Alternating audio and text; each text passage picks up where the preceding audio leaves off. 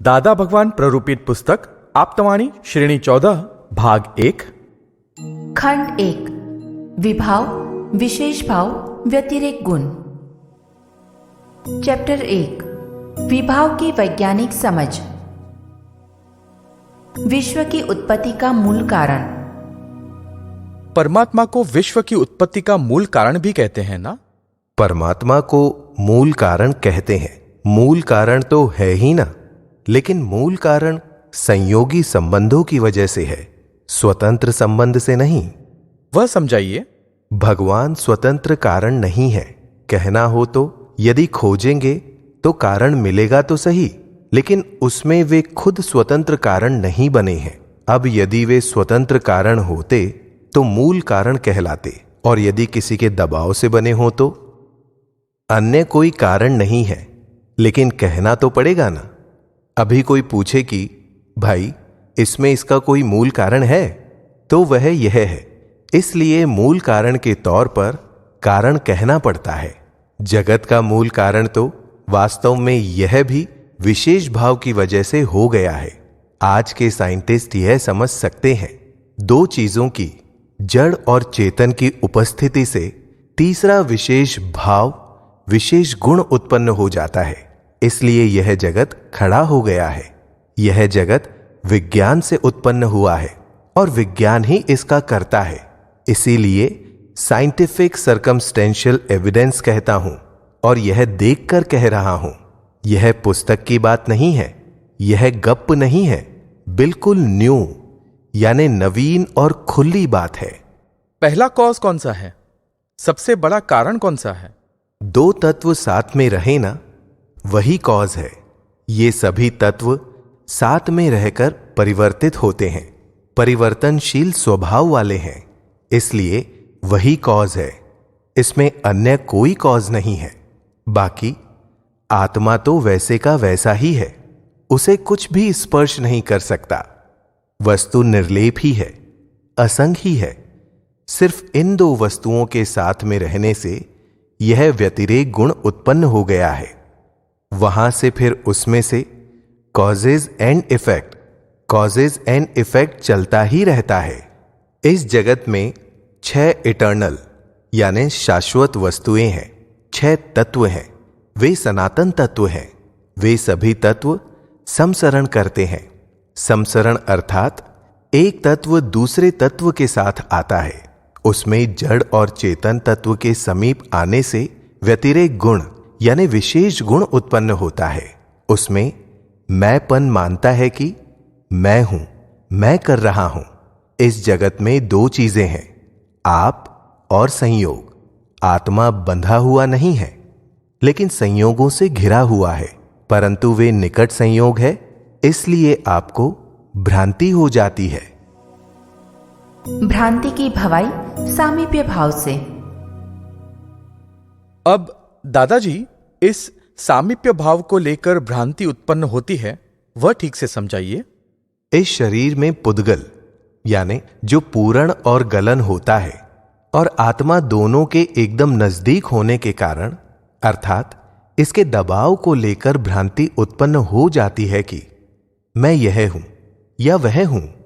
इसके दबाव के कारण ऐसा होता है, कोई क्रिया हो जाए तो कहता है मैंने की या किसी और ने की, और कौन है करने वाला, यानी यह भ्रांति उत्पन्न होती है।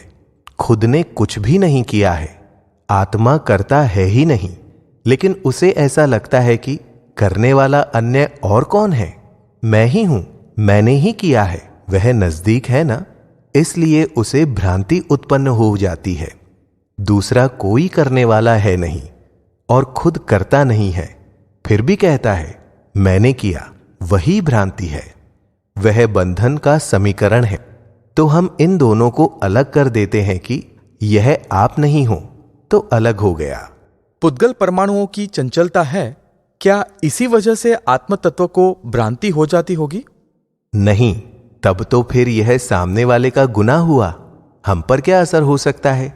यह तो दो वस्तुओं के साथ में रहने से विशेष गुण उत्पन्न हो जाता है। वो तो ठीक है, लेकिन दो वस्तुएं साथ में क्यों आती है?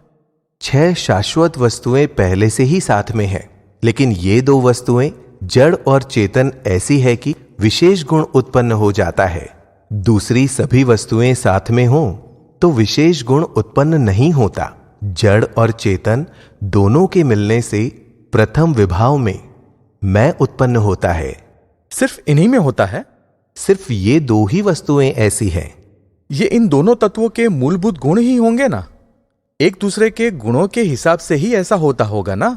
नहीं नहीं, विशेष भाव यानी कि जो गुण खुद के नहीं है वैसे गुण उत्पन्न हो जाते हैं 2 वस्तुओं को साथ में रखने से।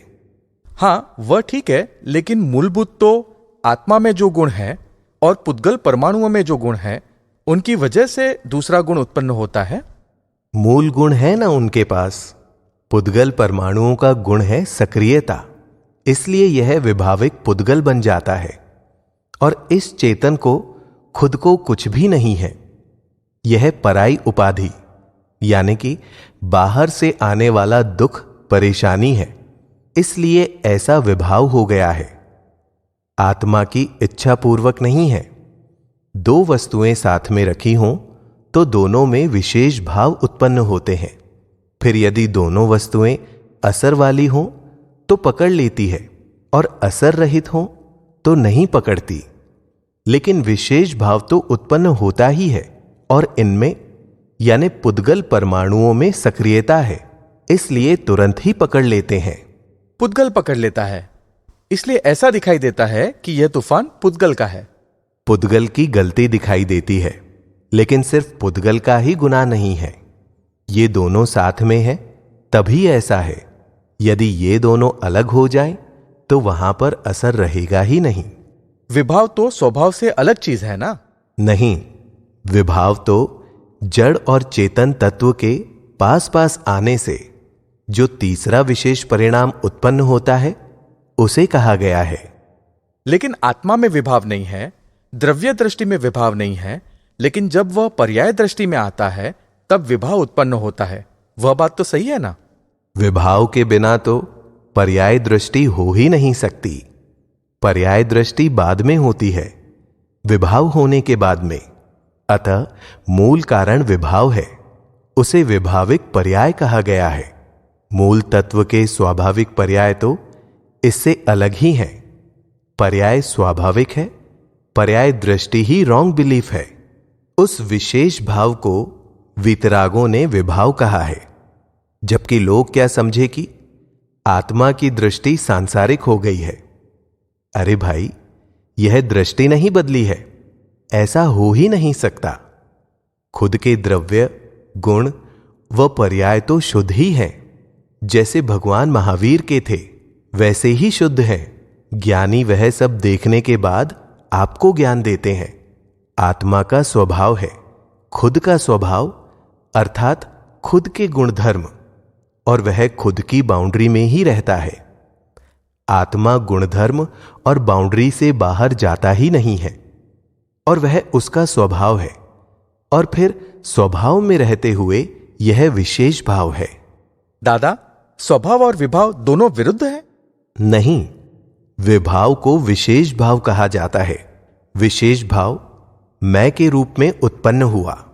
मैं कुछ हूं और यह मैंने ही किया है, मेरे अलावा और कौन है करने वाला। यह विशेष भाव है, यह विरुद्ध भाव नहीं है। यदि आत्मा में स्वाभाविक और विरुद्ध भाव दशा दोनों साथ में होंगे तो वह आत्मा कहलाएगा ही नहीं ना। दोनों में विशेष भाव उत्पन्न होता है? दोनों में, पुद्गल परमाणुओं यानी जड़ में भी विशेष भाव होता है और आत्मा में भी विशेष भाव होता है। यह ऐसा है ना कि पुद्गल जीवंत वस्तु नहीं है, वहां पर भाव नहीं होता, लेकिन वह इस तरह का हो जाता है कि विशेष भाव को ग्रहण कर लेता है। इसलिए उसमें भी परिवर्तन होता है और आत्मा में भी परिवर्तन होता है। अब इसमें आत्मा कुछ करता नहीं है, पुद्गल भी कुछ नहीं करता, विशेष भाव उत्पन्न हो जाता है। दोनों का संयोग आसपास में होने के कारण? दोनों का संयोग हुआ कि तुरंत विशेष भाव उत्पन्न हो जाता है। मात्र संयोगों के कारण है या अन्य किसी कारण से है? संयोगों के कारण है और दूसरा कारण है अज्ञानता। वह बात तो हमें अंदर मान ही लेनी है, क्योंकि हम जो बात कर रहे हैं ना, वह अज्ञानता के अंदर की बात कर रहे हैं। वह बाउंड्री है, ज्ञान की बाउंड्री की बात नहीं कर रहे हैं हम। अतः वहां पर अज्ञान दशा में व्यवहार आत्मा को यह विशेष भाव उत्पन्न हो जाता है। फिर बाजी पुद्गल के हाथ में आ जाती है। आत्मा फिर कैद हो जाता है जेल में। उसके बाद सारी पुद्गल सत्ता, फिर भी यदि कॉजेज बंद कर दिए जाएं तो पुद्गल सत्ता बंद हो जाएगी। हम जब ज्ञान देते हैं तब कॉजेज बंद हो जाते हैं, विशेष भाव होना बंद हो जाता है, जो कि रूट कॉज है। कॉज बंद हुए कि खत्म हो गया, खुद को खुद की जागृति आ जाती है। अजागृति से खड़ा हो गया है यह। शुद्ध गुजराती में कहना हो तो अजागृति को बेभानपणु यानी